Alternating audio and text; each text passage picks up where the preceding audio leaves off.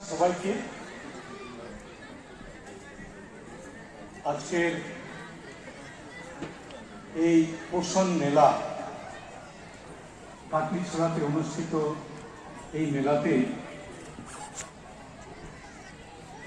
আমি থাকতে পেরে নিজেকে ধন্য মনে করছি, আনন্দিত বোধ করছি এবং গর্বিত বোধ করছি। আরেকটা কথা বলতে ইচ্ছে হয় যে আমি এখানে আসার কথাই ছিল না, আর অ্যাকচুয়ালি আমি গুরুচরণ করেছিলাম, তারপর মহারাজা বীরবিক্রম বিশ্ববিদ্যালয়ে গেছি গত মার্চে, সেখানেই আছি। তো মাসখানেক আগে দেবজিৎ বাবু আমাকে ফোন করলেন এইভাবে, তারপর উনি লাগাতার ফোন করেই যাচ্ছেন, তারপর আমন্ত্রণ পত্র পাঠাচ্ছেন।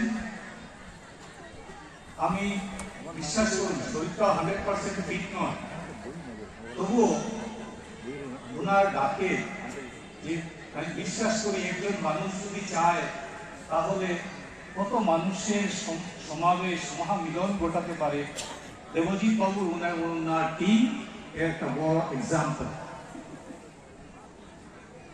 আমি যে কলেজে চাকরি করতাম, গুরুচরণ কলেজ, সেই কলেজের জন্মদাতা বা দাত্রী বলুন কিরণ শশী নাগ মহাশয়। সেই তখনকার দিনে 1934-এ গুরুচরণ কলেজ 12 জন ছাত্র দিয়ে শুরু করেছিলেন, আজকে সেটা ইউনিভার্সিটি। তখন হয়তো কেউ ভাবেনি এইভাবে গুরুচরণ কলেজ, কিরণ শশী নাগই হয়তো ভাবেননি যে এটা এভাবে মহিরূপে পরিণত হবে। আমি যে ইউনিভার্সিটিতে গেছি, সেই ইউনিভার্সিটি একজন মহৎ ব্যক্তিত্ব রাজা বীরবিক্রম কিশোর মানিক্য বাহাদুর, যিনি খুব একটা বেশি দিন বাঁচেননি, কিন্তু সেই 38 বছরে যা করে গেছেন। আমি যে ইউনিভার্সিটি বিল্ডিং এ কাজ করছি, ওইটা ওই রাজার মুদ্রিত বা প্রকাশনা বা ড্রয়িং এন্ড ডিজাইনিং এর দ্বারা গঠিত, এবং সেখানে বিদ্যাপত্র নামে একটা বড় জায়গা উনি তৈরি করেছেন। সেখানে আজকে তিনটা বড় কলেজ, একটা ইউনিভার্সিটি আছে। আমি এগুলো এক্সাম্পল কেন দিচ্ছি এই জন্যই যে ইচ্ছা থাকলে, স্বপ্ন থাকলে এবং ওটা নিয়ে কন্টিনিউয়াস ভাবনা চিন্তা থাকলে সবকিছু সম্ভব। তো যার জন্য আমি দেবজিৎ বাবু এবং ওনার টিমকে এই পৌষ মেলা আয়োজন করার জন্য অসংখ্য ধন্যবাদ জানাচ্ছি।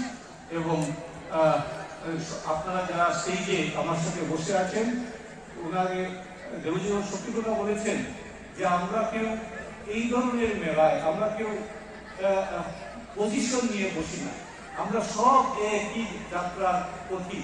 এবং আমরা মনে করি, আমি পার্সোনালি মনে করি, আপনারা সবাই আপনাদের ফিল্ডে একজন বিশেষ ব্যক্তিত্ব।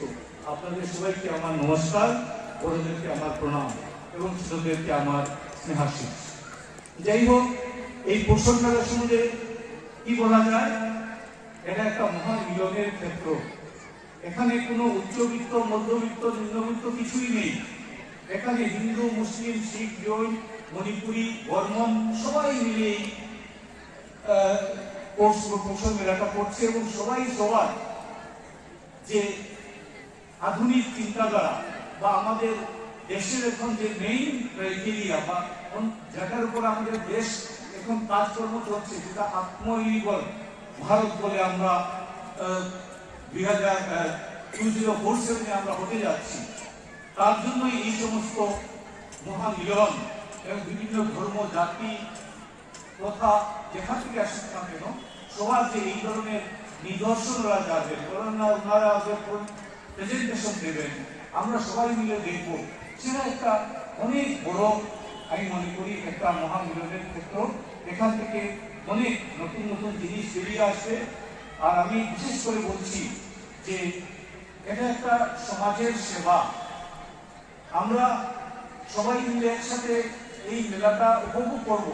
এটা শুধু কেনাকাটা, খাওয়া দাওয়ার জায়গা নয়, এখানে মিলনের সেবা, এখানে মিলনের যে ব্যাপারটা আছে, অন্য একজন আরেকজনকে সাহায্য করে আমরা এই মেলাটাকে সুন্দর এবং সার্থক করব। তো এই জন্যই বলছি যে এখানে স্বামী বিবেকানন্দের কথা, সম্মুখে তোমার ছাড়ি কথা পুজোচ্ছ ঈশ্বর, জীবের প্রেরণ করে যেইজন সেইজন সেবিছে ঈশ্বর। তো আমরা এখানে সবাই সবার সেবা করে যাচ্ছি, একজন আরেকজনের সাথে দেখা করছি, আন্তরিকতা প্রকাশ করছি, আমাদের নিজের অভিজ্ঞতা শোনাচ্ছি।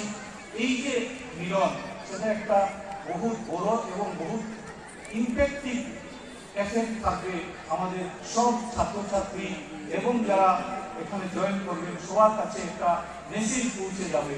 এবং ইয়াং জেনারেশনের কাছে, যারা একটু আগে দেবজিবাবু বলছিলেন যে মোবাইল বেস যে ব্যাপারটা, আজকে ইয়াং জেনারেশনের বইয়ের কথা প্রায় ওরা পড়তেই ইচ্ছা নেই।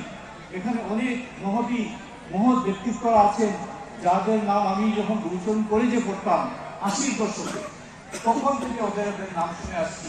আজকে ওনারা এখানে বসে আছেন। তো ওনাদের যে লেখনী, ওনাদের যে মানে এক্সপার্টেন্সি, সেই ব্যাপারগুলোকে আমরা ইয়াং জেনারেশনের কথা জানিয়ে দিতে হবে। আমাদের সংস্কৃতি, কালচার, আমাদের যে সাহিত্য, আমাদের যে ধর্ম, সেই ব্যাপারগুলো এক্সচেঞ্জ করা এবং ইয়াং জেনারেশনের কাছে পৌঁছে দেওয়া, এটা আমি মনে করি এটা একটা বড় দায়িত্ব। তো আমি আর বিশেষ কিছু বলবো না। দেবজিৎ বাবু ঠিক কথা বলেছেন, আমার আরেকটা প্রোগ্রাম 4টার সময় শিলচরে আছে, আমি সেটাকে যেতে লাগবে। তো আমি আমার এই বক্তৃতার পরে আমি আবার শিলচরে চলে যাব। আপনাদের সবার এই পোষণ মেলা উপভোগ করুন, সুন্দর সার্থক হোক এই মেলা, এই উদ্দেশ্যটা সার্থক এবং সুন্দর হোক, এই প্রচন্ড বলে আপনাদের আয়োজকদেরকে অসংখ্য ধন্যবাদ জানাই। কারণ আমাকে এইভাবে আমি যদি না আসতাম, এই পরিবেশের সাক্ষী হতে পারতাম না। যার জন্য আপনাদের সবাইকে অসংখ্য ধন্যবাদ, বিশেষ করে দেবজিৎ বাবু এবং তার টিমকে আমি ধন্যবাদ জানিয়ে আপনাদের সবাইকে শুভাশীষ জানিয়ে আমার এই বক্তৃতা এখানে শেষ করছি। নমস্কার, জয় হিন্দ।